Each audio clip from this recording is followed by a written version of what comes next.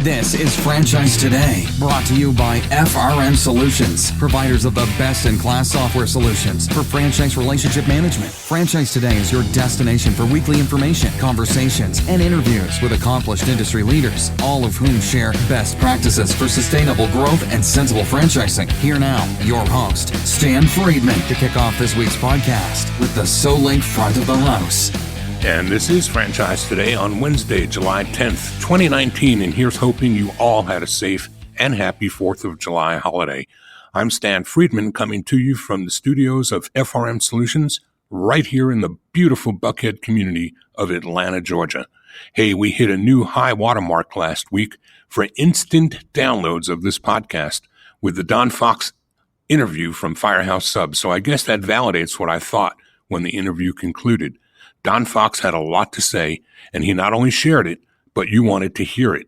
So again, many thanks to Firehouse Subs CEO Don Fox for serving up a slice of his life last week right here on Franchise Today.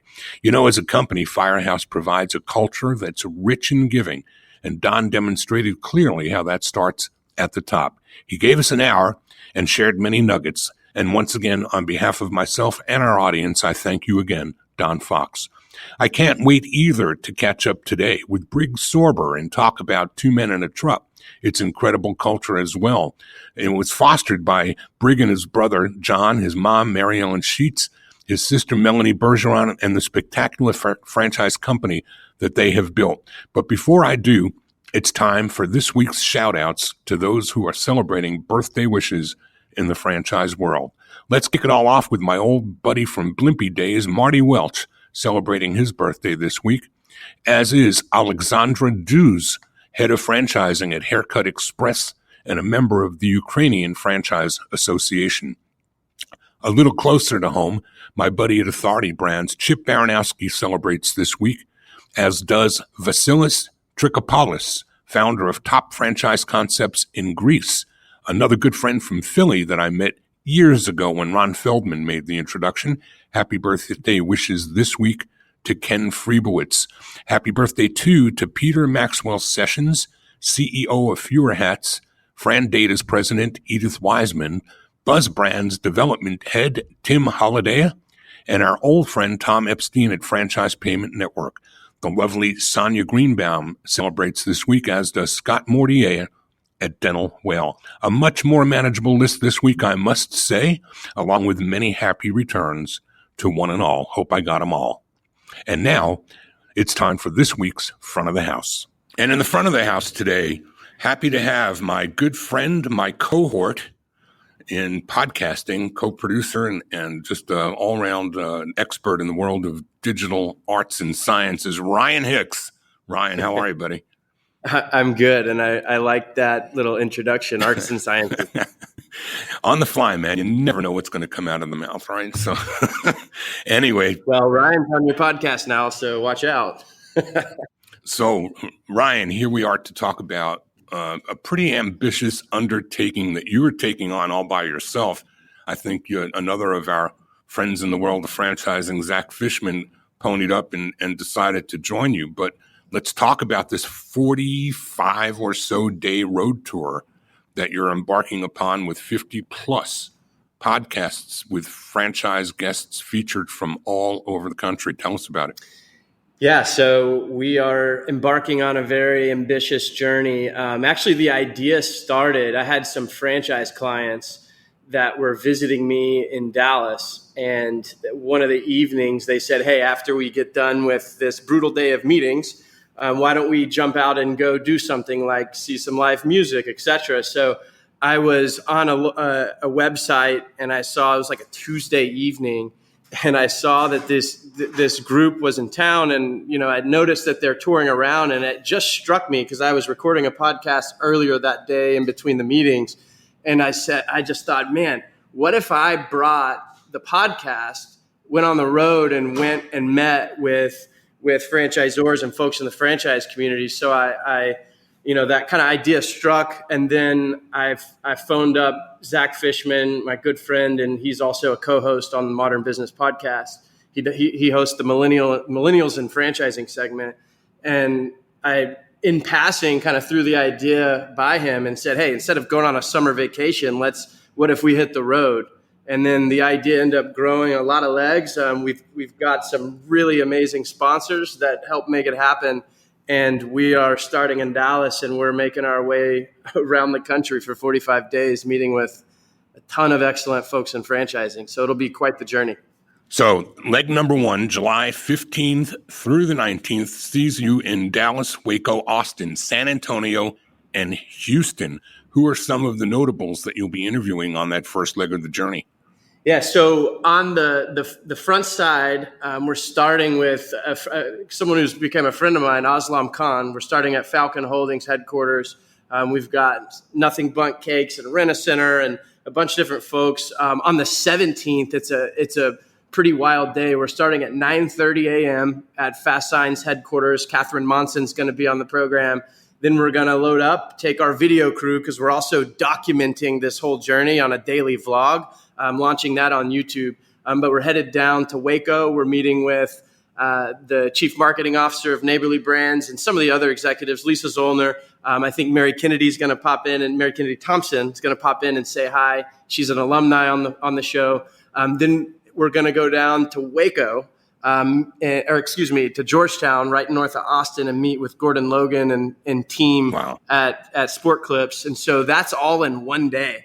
The next day, we're going to be down in San Antonio with the folks at Massage Heights and a couple of other franchise brands, then off to Houston, Christian Brothers Automotive, and then sprint to Baton Rouge for walk-ons later that Friday afternoon. So we're going to be meeting with a lot of great folks, and it's going to be pretty hectic. And not all parts of the schedule is going to be that hectic, but we stacked the front side since there's a lot of great brands in Texas. So just a quick rundown. We're going to go from the 15th through the 19th in Texas, the 19th to the 22nd, Louisiana.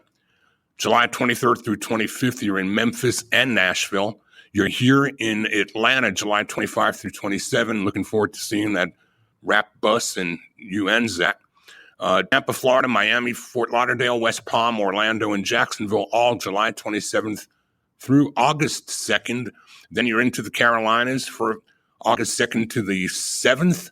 The 7th and 8th in Virginia Beach, the 8th through the 12th in Washington, D.C. I don't know if the president will be there, Ryan, but, maybe. We do. We will. He'll be on. August 12th, you're in... The president of IFA, that is, not Mr. I just realized you might be referencing... Tuesday, I was going for, something that was a little bit more like huge, but it's okay. You're going to wrap it all up in Pennsylvania and Philadelphia, the 12th through the 15th, and then New York, Connecticut, New Jersey, the tri-state area, August 15th through 18th. Quite an ambitious program, and we're going to be, tracking you around the country and watching the bus tour and checking in with you along the way, and looking forward, Ryan, to helping you promote this event. As some in franchising already know, we don't see each other as competitors in the world of franchising any more than you and I might in the world of podcasting. I'm here to help and support the good of the order, and I know you the same. And I appreciate all that you do for us here on Franchise Today, and we're more than happy to support and help you in this ambitious endeavor and helping to promote it. And of course, franchisors that are interested in jumping in on this, Ryan, are there still interview opportunities available or sponsorship opportunities for that fact? There actually are. So in Texas, not so much. You just heard the schedule. We actually just got off the phone with a sponsor that wants in. They're in DFW, and we're not going to be able to host to do it because they want us on site doing some video work. But I'll note, if you're a franchisor or a supplier, we're on the road with a very, very talented audio video team. We literally have a crew of 6. And so we can capture some video testimonials. We've got a few different things, video work we can do in terms of assets that we can create. And then that's completely separate from the fact that there are multiple markets where we do have a little bit of space. And we'd love to host great folks in franchising, whether you're a supplier or a franchisor. We'd love to host you while we're in town. All right, Ryan, we're going to check in with you along the way. I wish you and Zach Godspeed and be safe on the road this summertime season. And we'll be looking for that bus to roll into Atlanta here in just a few weeks. And until then, be safe on the road, my friend. Thanks, Dan. Thank you very much, man. And that, my friends, is the front of the house. This portion of Franchise Today is brought to you by Zoracle, providers of spot-on profiles, the gold standard of assessment tools that assure you're selecting the right franchisees every time. Unlike DISC or others that simply gauge personality or communication styles, Zoracle's spot-on assessments are all franchise-specific and based upon 7 sciences that nail the results each and every time. Your prospects simply answer a few questions online, and like magic, Zoracle's algorithms scientifically slice, dice, and analyze their thresholds for risk, their business acumen, and even their propensity for single or multi-unit ownership. Zoracle's spot-on analysis is like having a crystal ball, but there's no hoodoo here. It's all based upon science that flawlessly determines franchisee, franchisor compatibility, and accurately predicts performance. Why don't you schedule a demo today and take a complimentary look and see for yourself? It's the closest thing to a sure thing. Zoracle, spot-on assessments based on science, but delivering results that seem simply magical. Check them out at www.zoracleprofiles.com. Today, I'm joined by someone I believe I may have at some point in time met, but is part of a family that I have long had a close affinity for. Brig Sorber is Chief Brand Officer and one of the 2 brothers who actually started this incredible company that we're here to talk about today, 2 Men and a Truck. He and his brother John started in the early 1980s as a way for both brothers to make some extra money while they were still in high school. Now, 30 years later, the company has grown to more than 350 locations worldwide. This brand has a great story, an incredible culture, and it's all centered upon one great family that I've admired for as long as I've been around the IFA, and that dates back to some years of around 95, 96 for me. Brig Sorber, it is a real pleasure to welcome you to Franchise Today. Hey, Stan, thanks for having me. My heart, my soul is here. My voice isn't, though. But I'm honored to be here and honored to talk with you today. Well, your voice, as I shared with you in the green room before we went live, your voice will come back, Brig. This is the one I've got forever. This is the one I'm stuck with. It can't blame it on a cold or a sinus. But well, it's worked for you. Hope you power through it. Listen, I talk a lot about the culture of 2 Men and a Truck. Before I ask you the first question that I ask almost every week on this podcast, I just want to spend a second or two unpacking a little bit of that culture that I talked about. The mission of 2 Men and a Truck is to continuously strive to exceed customer expectation in value and high standards of satisfaction. What I love most about your mission statement is the best mission statements I've ever seen are the ones that don't have a lot of words and gobbledygook, but right to the heart of what Absolutely. They're supposed to be all about. Mm-hmm. Has that mission changed through the years, Brig, or has it? It hasn't. And I think that's the beauty of it. We had that mission statement when we had 40 franchises. Now, system-wide, we have almost 400. And what I like about it is it has evolution in it, because it exceedingly, as we move the business forward, things constantly change. I mean, look at all of the disruptors in our business. And so how we deliver to our customers, a little bit different than how we delivered to them back when you first met my family, Stan. And so we have to stay on that. And we had an outside company come in many years ago, and they took a look at our mission statement. They said, how can you continuously strive to exceed expectations? He goes, how many times do you move a customer? We said, on average about 7 times in their lifetime. He goes, well, how can you constantly exceed their expectations? And I thought, I have to explain this to you because as things change, we should also get better at communicating with our customers, taking care of issues with our customers. And how do we do that? By communicating with our customers. So I kind of looked at this guy and nicely showed him the door if he couldn't understand that basic philosophy. Right. So to your point, Stan, yep, the mission statement should be short, sweet, and it should be something that you should be able to lean on like a wall. And what I mean by that is if, for instance, a franchise wants to make a change, all right, how does that affect the mission statement? Maybe it's they might ask, and they might say, well, we don't want to cover a franchise might say in the pre-move letter, we don't want to cover wood floors because they scratch so easy. Okay, let's line that up against the mission statement. Is that exceeding customer expectations? I don't think it is. So no. So that's really what you have to look at as a mission statement. And I'll tell you, Stan, when we first started doing the mission statement, I thought it was gobbledygook. I thought it was just, that political correctness that businesses do. But when I had to start to defend how we do things, that mission statement's been there time and time again. And that's typically where I start when a decision needs to be made with the company is the mission statement. And then I look too at the core values that support that mission statement, and about a half dozen bullet points, starting with integrity, to always conduct oneself with honesty and fairness, to give back to the community. And we're going to talk a lot about the give back. The grandma rule, to treat everyone the way you would want your grandma to be treated. Care, to have compassion for family, customers, coworkers, and community. To be your best and have fun, to be the best professionally and personally while enjoying life and having fun. And the last one touches home for me, inclusion, to welcome people from all backgrounds in the workplace and the community. What a powerful set of core values.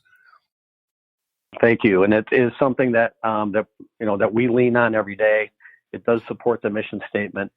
And, to give a little kick to the IFA, that's something that 2 Minute Truck, and we were just starting out franchise, they had breakout sessions about mission statements and core values. And so we learned a lot from the IFA on that, sat down and came up with our own. And those are the ones that we came up with. And what I'm happy about, they've never changed. They're timeless.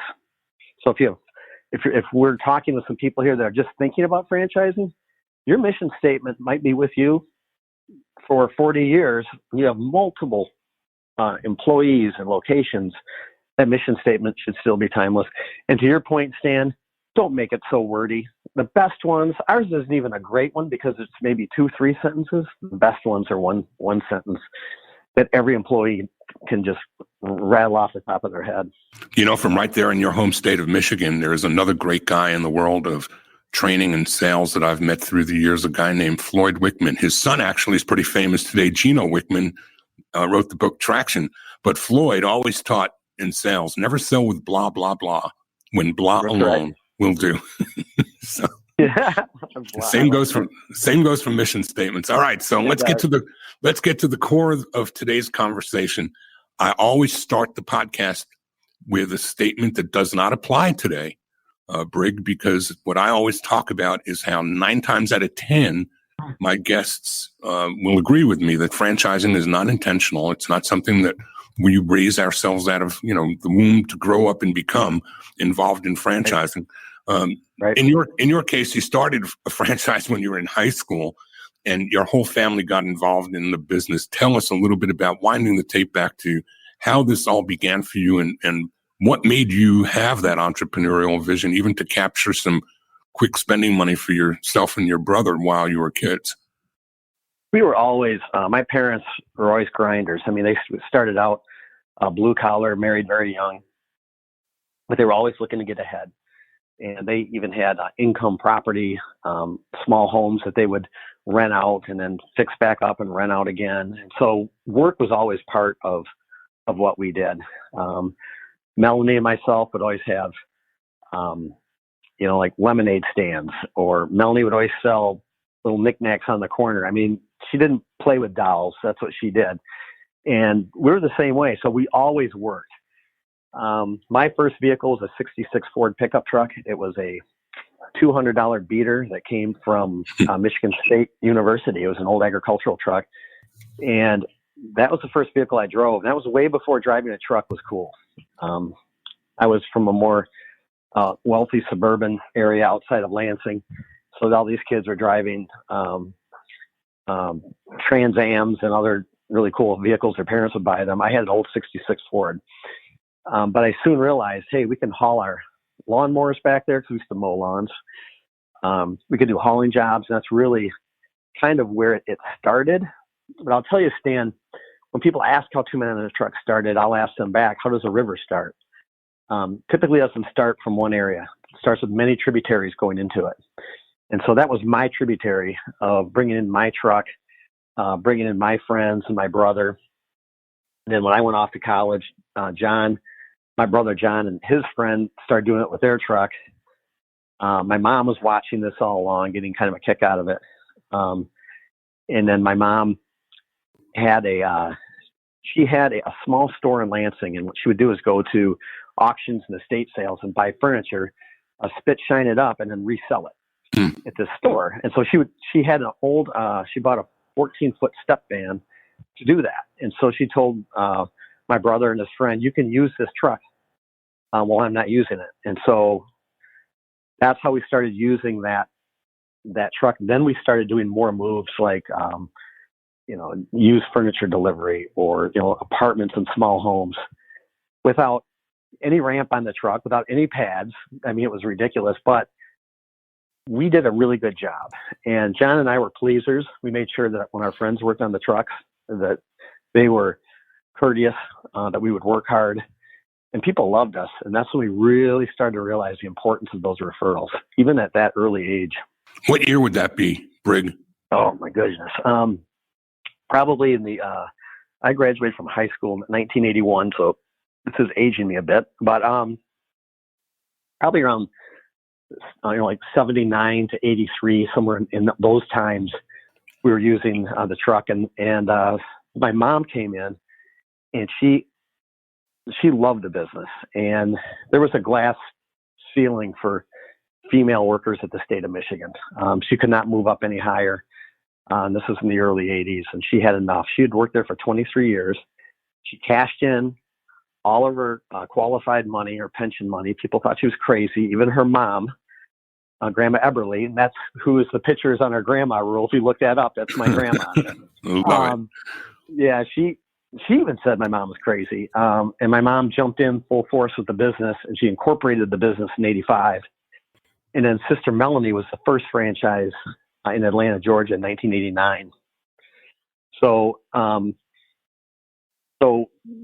some of those tributaries were the work that I did with the 66 Ford. Then my brother came in. Then my mom came in. And then Melanie came in a little after being the first franchise for a few years. She moved back, and my mom was going to run for a state Senate seat. So she asked all of us kids to come diving back into the business because it wasn't making any money. And so Melanie worked as the president of Two Men on a Truck, the first president other than my mom, for a couple of years, and didn't get paid. And my brother ran our Lansing location along with his other two in Grand Rapids, Michigan. Then I came in a little bit later. My wife and I started our franchise in Marquette, Michigan. And then I moved down to help Melanie. And that was back in 1996.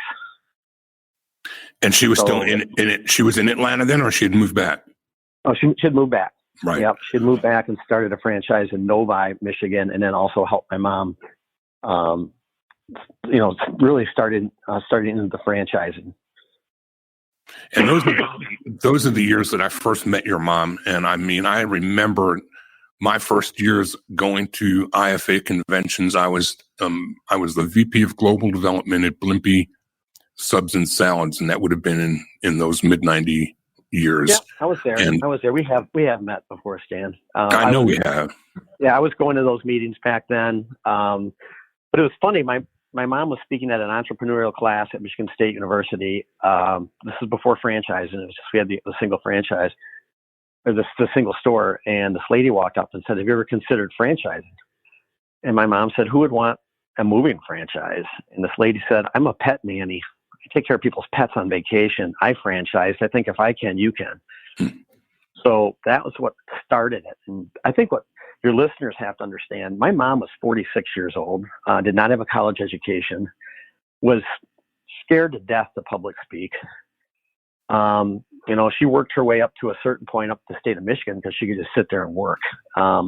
Now she's pushed in front of the Chamber of Commerce. She spoke with you, or you've heard her speak at IFA conventions. She does not like to public speak. But just for some of your listeners out there, you have to put yourself in positions that you don't want to be in if you want to succeed. You can't just do the things that you're good at. And my mom taught me that. I hated to public speak. I passed out in college doing it. I mean, but she told me, she goes, every opportunity that you have to speak, take it, because it's practice and it's good. So I've spoke at assisted living. When I first started, maybe 30 old people, and about 29 of them would be asleep by the time I got done. I was just so happy I didn't pass out. I wasn't sleeping with them. But those are the things that you have to do. And I look at my mom, just incredible what she did at that age, when a lot of people are starting to look at where's my end game going. She threw herself into this business, and she worked a couple years without paying herself, living on ramen noodles. And she'll tell you it's the best time of her life. And I say, Mom, you're crazy. And she goes, no, I love that. And I think people have to realize that if you're in this thing purely to make money, I find something else to do, because it has to be a love to do it. I mean, you have to bring people in, and it has to be an adventure. It has to be an excitement starting a business. And if you want good people to follow you, you got to share the excitement, the adventure with them. And that's, I think, one of the special sauces with Two Men in the Truck, is we've been able to do that. And we're talking about Mary Ellen Sheets, Brig Sorber's mom. Brig is our guest today, one of the founding children of Two Men in a Truck. It was two children in a truck in those early high school days, I guess. Yeah. But we're talking about the evolution of an incredible franchise brand. And Brig, you just hit on the thing that I think is the second most important ingredient to getting a franchise business started, which is passion. Money is important. You need money to make money, but if you don't bring your heart and your passion along for the ride, it will not be sustainable. And whether you're scared to speak publicly or not, people don't remember the words so much as they do how you make them feel. And when you're speaking with passion from the heart, people will remember what you say. So talk more about that tradition of giving back, because your company is so rich in that. I could spend an hour alone on the initiatives that you guys have woven into the fabric of the business, from Movers for Moms to Movers for Military, for families with pets. Talk about some of this give back and how that drives the business. Well, I think, too, it also goes back to franchising, and why I think it works so well is that not having, company stores in all these towns, and not feeling the pulse of these communities. I mean, they're all different. So if we can put franchises in there that support the schools, they go to church there, they support other local businesses, they know the fabric and the pulse of those locations. And so what we want to do is, if we're going to make a living in these communities, we have to give back to these communities. It's pretty simple, actually quite biblical too. So just to give back. Sometimes a customer needs to see that, wow, this company or this person is putting something else in front of their desires. And I think that is, I think that is key. And so we listen to our franchises and we put programs together that we can all get involved in. And we do have trucks, which is huge, and so you take a look at, these hurricanes that happen. Now we're working with Convoy for Hope. It's an international group, a nonprofit that will get water and food and resources to certain places. And now we've plugged our, 4,000 plus trucks into that. So when you start seeing a lot of these things going on, like these hurricanes, you will see our trucks there. Movers for Moms, we're taking care of mothers right around Mother's Day. A lot of those are in maybe mothers with children that are in, assisted living.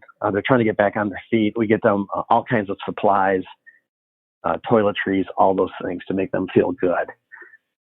So we've been the American Cancer Society for forever. We were part of that as well. So it's just a lot of different ways of giving back. And corporations and businesses can get such a bad rap. And are there some bad ones out there? There is. Anything that the human hand touches, we have a tendency of screwing it up. But I think when people, hopefully when they look at our brand, they can see that, no, they care about the community. And, when you start these businesses, Stan, as you well know, you can't think about the almighty dollar first. That is just, I've just seen it. I've seen even our franchisees do it, where we have to drag them in a room and go, "Look, you're not looking at the important things," you know. And so what we really need to do in this case is be a good steward for for the industry that you're going to be in. Be a strong supporter of the community. Make sure that your employees are taken care of and watched over. The dollars will come from the back door. Don't look for them to come in the front door. And sometimes we have to be willing to take a loss here and there for the good of all.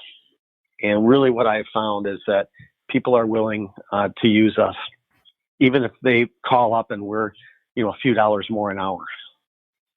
They're getting more than a moving company showing up at their door. They're getting a committed business to the community, and they want to support that. So that's how we leave it. I think it's kind of magical that when you stop and think about people who have a life-changing event that will cause them to need to move, we'll typically go in the old days to the Yellow Pages, current day to Google, and they'll start looking around for neighborhood references or recommendations about who to use for something that's not an everyday occurrence in their life. And then along comes a company like yours that, whether or not I'm somebody who's going to move, I can't help but run into your name. Here in Atlanta, your trucks are ubiquitous. I mean, I see two men in a truck on as many street corners as I see bank branches. And whether or not I've got a need to move or not, there'd be no question in my mind that I would know who to call if and when I did. Because your visibility in this marketplace is extreme. And I guess in all these communities that we're talking about, if you're doing service to and for the communities that you're in, whether I need a mover or not, I'll sure know who is the person I want to do business with when the day comes. That's right. And it also, too, just your employees at your locations, it empowers them. When they go in there to, maybe it's moving, sometimes we'll move women out of hostile situations. We're moving people, and we do a lot of these things, for free. It empowers them because these people look at our movers, our frontline people, of like, you just saved my life. I mean, we didn't know what we were going to do. And a lot of times these movers or our frontline staff, they've never been treated like how we treat our customers. And so we want to put them in a position where they're looked at as, wow, I'm kind of a Superman today. It's like, of course you are. We want them to be engaged with the customer, with the community. And a lot of times, a lot of our movers go, "You don't even have to pay me to do those things. I just want to do them." And so there's a win-win for us. We get a lot out of it too. I mean, a lot. So when I listened to Mary Ellen Sheets and Melanie Bergeron from the front of the room and podium at IFA conventions and events, and talking with the passion that they do, and I clearly hear it in your voice as well today, Brig, it's easy to understand that you share vision, values, and ethics because you're aligned as siblings and mother and children. How do you convey that out? How do franchisors that are listening and building their businesses, how do they assure that they are going to get that same value proposition communicated clearly to their franchisees, and assure that their franchisees are going to instill the same values into the employees on their teams? You have to share. I mean, we have an intranet site that only our franchisees and our frontline people can get on, and so they're sharing stories constantly of people that we're moving. I mean, you have to understand, like right now in this time of summer, we're moving 3 people every minute of every hour of every day. We will do over 650,000 moves this year. Wow. And so when you move that many people, there are stories constantly. So you have to make sure that those are shared. And so sharing those stories, we talk about core values. Remember, I thought that was mumbo jumbo with core values and mission statement stuff. Well, it's not. And it's like, so we'll have a franchise say, well, we showed the grandma rule today. or we showed, throw one of those out there, and people are backing those up all the time. So it's making sure that you live those things and not just as much tell them. Okay, you can, any of your listeners, when they start off and put a poster of really cute things up there, if your franchisees don't see you doing it, or they don't feel that you're doing it, they're just going to think it's crap. And it's like, so you have to make sure that you're doing those things. And so we are always having fun. We have fun competitions with our franchises at our, we have an annual meeting each year that it's not mandatory that you go, but we get 96% of our franchises that go. Why would they go if they didn't have to? They go because it truly is a family reunion. I mean, we got some nut bars that are franchisees of ours, just like you would aunts and uncles, right? But there are nut bars, and so it's like a family. And I tell them all at our annual meeting, I go, we all got a screw loose here, people. I said, we don't take anybody that's not successful.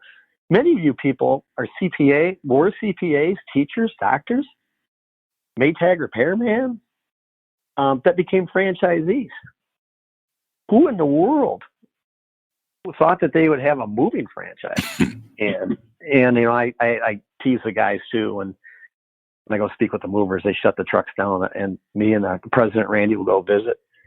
I'll say, raise your hand if it was your goal to be a mover.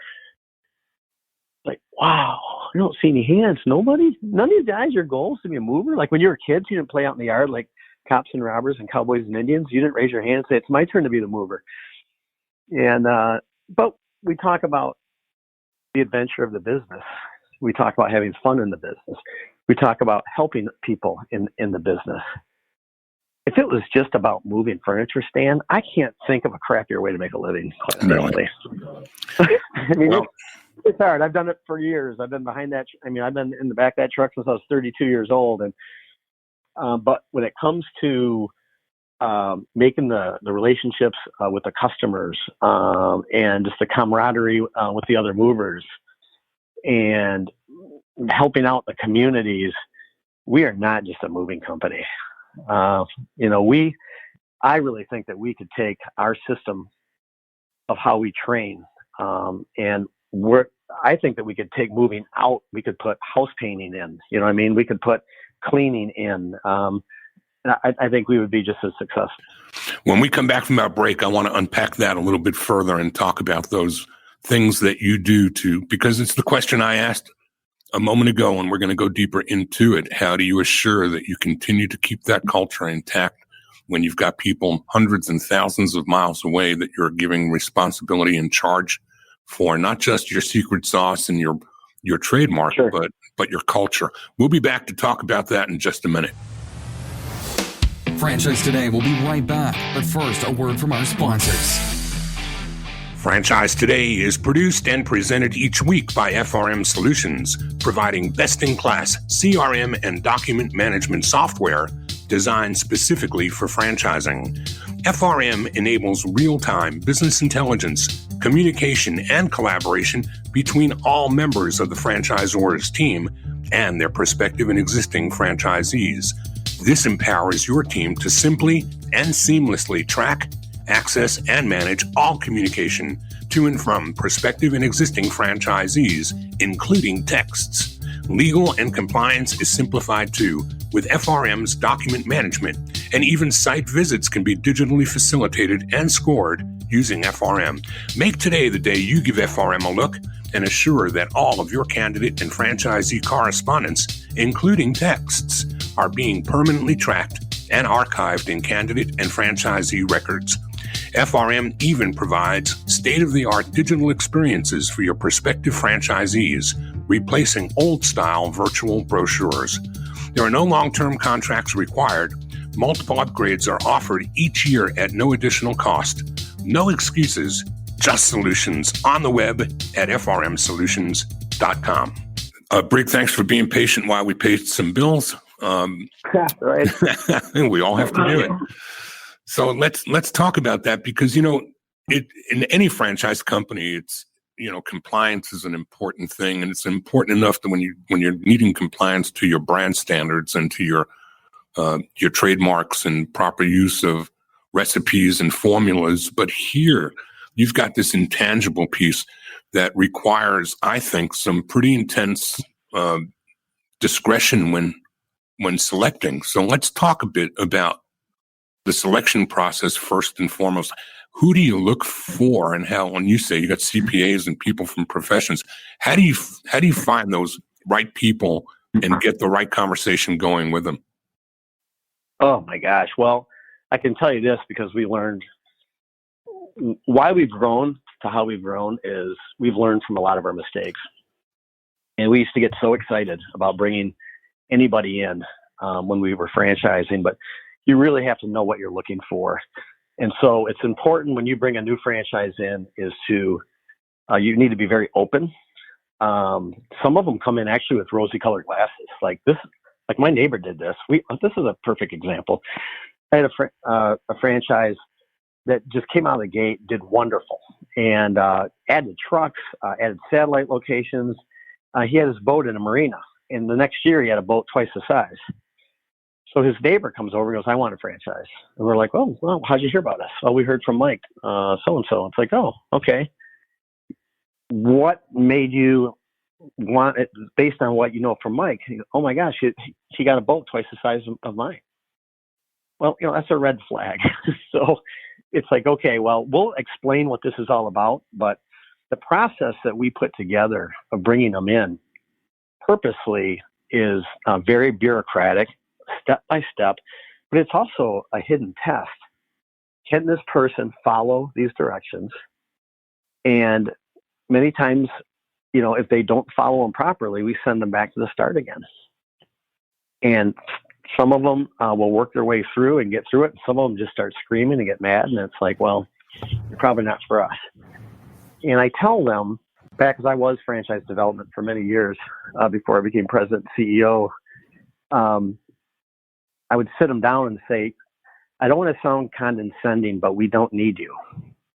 And they just look at me and we don't need you. We're wildly successful now. Our goal right now is to get our existing franchises to get more people and more trucks. I do think that we'll be better with you, but I just want you to know that we don't need you. Mm. And what I found, Stan, is a lot of times I see their shoulders drop in the fact of not of being depressed, but like, oh, I'm not going to be sold here. And I don't want them to be sold. I said, look, we're going to be married. Our agreements are for 5 years. I want to stay married. So we have to make sure we understand each other and that you're in this, for the right reasons. And here I want you to call, here's the, it's like, here's the offering circular. I want you to take this whole thing. I want you to call all the franchises in. All of them? Yeah. As a matter of fact, I want you to call, here's 5 more that aren't on there that left because they were angry.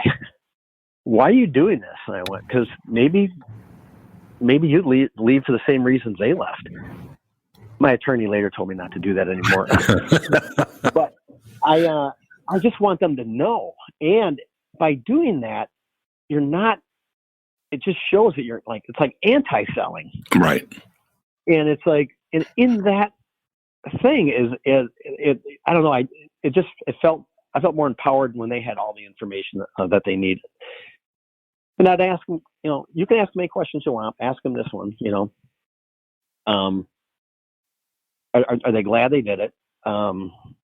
If they had it all over again, would they do it again? And ask them for 2 or 3 things that they wish they could change, but we just wouldn't allow them to change. I want you to have those kind of conversations with them. And then I want you to call me back, and then let's talk more about that. And what they found really was the franchises, for the most part, were very, very pleased. They would talk, because it's hard. All franchising is hard. And that's really what I'm trying to get them to know, that there is no silver bullet out there. Because I tell them, these prospective franchisees, if you find something that's easy, not only do it, but please tell me about it. I'd love to find easy money. If that's what you're looking for, but you're not going to find that here. And I think the more open that you are with them, that you find out why they want to make these changes. You find out what their pluses and minuses are, like what they bring, what's your weakness. And when they open up, I found when we did that, we stopped selling, but more sharing information, making sure it was a good fit. We had a lot more success. How many of your franchisees are multi-unit and have come back for second and third bites of the apple, Brig? Oh, several. And that's part of the evolution of franchising. So I remember the first one that wanted another one. It's like, do they do that? I mean, we didn't know anything about we were learning as we're going. Now we've got franchises that have, 15, 16, 17 locations now. Wow. And several of those started out as movers that became managers, that, they didn't have college educations, but they used 2-minute truck as their education. They learned how they come with, and I tell the movers this, you guys come stacked with good information already. You know what motivates movers. You know how to take care of customers. When you get somebody that has their MBA in business and gets a 2-minute truck franchise, they're going to get kicked in the teeth on that side. Nobody gets a free ride here. I mean, everybody's going to learn something, And so you guys come with something. You have to learn finance. You have to learn some IT. But guess what? You can hire people like that. That's why they went to school. So we've got a lot of very successful franchises that never went to college, that learned on the trucks. They love the job. They love the work. They love the camaraderie with the guys. And then we have programs at our office. We have over 400 online classes that our frontline people can take for free. And they can get different certifications. Every mover that we have, and we have over 7,000 employees right now, but all those movers on the trucks and all the CSRs, they get graded by every single customer. And we're sitting right now at about 96.5% referral rate system-wide. But each mover is, how was their cleanliness? What was their work attitude? What did their uniforms look like? So I tell those guys, you guys work for one of the top moving companies in the world. How good would that be to put on your resume that your numbers are higher than this company's average? We put together a resume building kit for them online, because we tell them this is a career step for you. Hopefully that you make your career here with 2-minute truck, but if not, let's build your resume here. And all of a sudden they perk up. They're not just lumpers on the truck anymore. Oh, I mean, I'm actually building something here? Yeah, you're building your life. But I also tell them too, if you want to make this happen, you have to do it. Nobody's going to walk you through this, and you are responsible for yourself. Nobody else. Nobody owes you a damn thing. I tell them that right in their face. Mom, dad, aunts, uncles, grandma, grandpa, they don't owe you a damn thing. Local, state, federal government owe you nothing. 2-minute truck owes you nothing. God owes you precisely nothing. So look in the mirror every morning. Take a look at what you have and what you can do to build your careers. And that's on you. You have to do that. We're here to help. We're not going to walk you through this by holding your hand. And trust me, I cleaned up that when I just said to you, to the movers, because I get emotional on it. And without fail, I'll get 2 or 3 that walk up afterwards. Say, I just needed to hear that. I said, it's liberating, isn't it? That nobody can hold you down. And I tell them, I said, you watch who you hang out with. Who are your friends? What do you talk about? What music do you listen to? Start feeding your mind good things and not junk. Otherwise, this is what you're going to end up with. And I don't know. That is like, to me, is the importance of getting these guys with their heads screwed on right and looking at and knowing what an opportunity looks like. So you're bringing these people up from within the organization who have started with you on the trucks and have grown into positions and have grown their characters along the way. What about from the outside? When you bring people in that haven't had the benefit of having a Dutch uncle like you to to help set them straight. How do you select from the outside when you bring people in, and share that with our audience of emerging franchisors making those decisions or trying to make the best of those decisions every day? Yeah, it's really getting in their mindset of why they want to come, what are their goals, why are they leaving their other job? Because maybe what you find out is, geez, you're going to run into that here, and then getting them to talk with the other franchises as much as we can. Yeah, because a lot of people coming in and think, oh my God, they're giving me a sales job here. That's why I said, call them all. Here, call this one, especially. I've done that a few times. Because it's somebody maybe that I just had an argument with that's really upset. Like, call that one, see what they have to say. But it's, and then once we have these conversations, and we talk, obviously, right? You got to talk about money. I mean, it's important. But what I really try to inflect is, and especially, I'm not in franchise development anymore, but the people that run franchise development is, let's find their compassion. Let's find their passion, their compassion. What's important to them. Let's find where, we really have to get them to understand that the finances come in the back door. They don't come in the front. I mean, one of the reasons why franchising is so successful is we know where the pitfalls are. Can they trust us? Do they know that they've got a voice? So we have a team.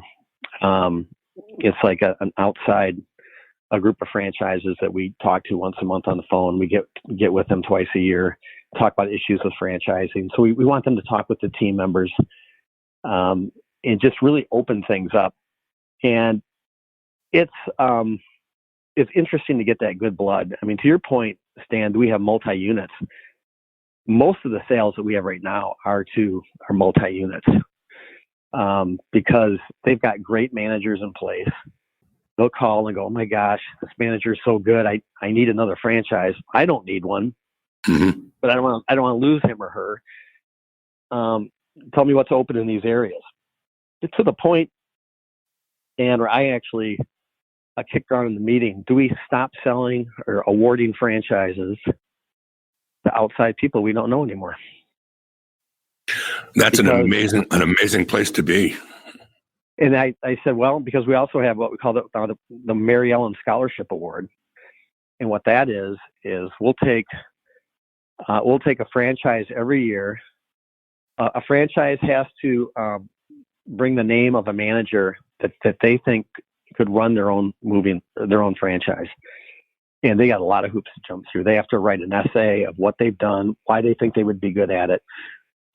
This group of people they have to do classes every month. They have homework every month that they're working on, and not only still doing their job at their local franchise, but they're on webinars. They're doing homework. We're looking at it, and then at the end, we take the top three. We bring them in. They have to speak. They have to stand up in front of us and say why they think they would be good. It's amazing, and I'm looking at. By the time we get these people in, these are better than any outside franchise that we could get without a question. And so it was so good. And then what we would do is we would pay half of their costs to get going. And typically the franchise would help them out with the other part of it. And then they would have like a buyout where they would be their own franchise. And we had one lady that was borderline homeless 5 or 6 years ago that came in for a job, ended up just doing phenomenal. She was a customer service rep. She answered the phones. She was, all of a sudden, she became the head of the CSRs. This was a huge franchise. It's our largest franchise that we have in St. Louis. And she won the Mary Ellen Scholarship Award. She has her own franchise. That is an amazing story. Brig, we could go on for a lot more time than time will allow, but we're getting to that place where I can't let you go without asking you two more quick questions, and this has to be like a lightning round. Okay. Is there anything at all that I should have asked you and didn't that you wished that I did? I'll tell you what, really quickly here, is my faith plays a huge role in 2 Men in a Truck. And I have found Christ through this business, and I share it. And I pray about a lot of the decisions that I make. And I just want to share that, because you have to understand, I don't have a business degree. I've got a geography degree from Northern Michigan University, urban planning and land use regulation. So I found my faith. I rely on my faith, and that walks in front of me in the office, and has made a huge difference in my life and this business. And it's evident in listening to you speak, Brig. Can you share with the audience how they can find you and learn more about you, the person, and 2 Men in a Truck and the opportunities that you offer? Well, they could go to our website at www.2meninthetruck.com. I am in the process of writing a book. The rough draft is done. That's what I was working on before you and I got together today. And that should be out probably, I'm guessing, in January. And so I'm excited to get that out. An email address? Talk about in more detail about some of the things you and I talked about. An email address or some way for people to find you personally? That would be Brig Sorber, brig.sorber at 2meninthetruck.com. BRIG.SORBER, correct? Yep. At 2 Men in a Truck. Or 2 Men in the Truck, or 2men.com. Either one will get you there. Brig, this has been an absolute pleasure. I mean, I wish we had another hour, and maybe we'll bring you back for another hour, because I don't even think we've touched the surface of all the things that we could talk about. And clearly, while I've known Mary Ellen and your sister Melanie for a whole lot longer and a lot more closely than I've known you, the apple and the tree and your family all fall and stay close to one another. It's very evident to me. Thanks so much for joining us today. Hey, Stan, I appreciate it. And thank you for your questions. This was a really good interview. I appreciate it. I appreciate you as well. And thank you again on behalf of our audience. Brig Sorber, Chief Brand Officer. He has worn almost all the hats that you can possibly juggle through the years of starting 2 Men in a Truck as a high school kid with his brother John, and then going through the chairs of responsibility and ownership, and now serving as the company's Chief Brand Officer with a great deal of passion in his heart. We'll be back next week talking with a friend of mine from up north, Angela Cote, who's going to be talking a lot about growing up inside of a franchise business with a company called M&M Meats, which her family started. Over 500 units coast to coast in Canada. And Angela now acts as a consultant helping emerging brands learn the ropes that she came up with, and as part of a franchise family, the first family of franchising in Canada. Angela Cote next week right here on Franchise Today. Remember to subscribe to us on Blog Talk Radio. Download us any place that podcasts are found, iTunes, TuneIn, Stitcher. You can even ask Alexa these days to play the latest episode of Franchise Today, and she'll be happy to do it for you. And also remember to like us on Facebook. Until next week, I'm Stan Friedman, wishing you the best, the very best of all things franchising. And Franchise Today is out. Franchise Today is a production of FRM Solutions, providing best-in-class CRM tools to empower relationships with prospective and existing franchisees. No excuses, just solutions. Find them online at frmsolutions.com. Join Stan every Wednesday at noon Eastern for another live episode of Franchise Today. Or, as always, download episodes on demand at blogtalkradio.com or iTunes. When you're part of a military family, you understand sacrifice and support. So at American Public University, we honor your dedication by extending our military tuition savings to your extended family. Parents, spouses, legal partners, siblings, and dependents all qualify for APU's preferred military rate of just $250 per credit hour for undergraduate and master's level programs. American Public University. Value for the whole family. Learn more at apu.apus.edu/military.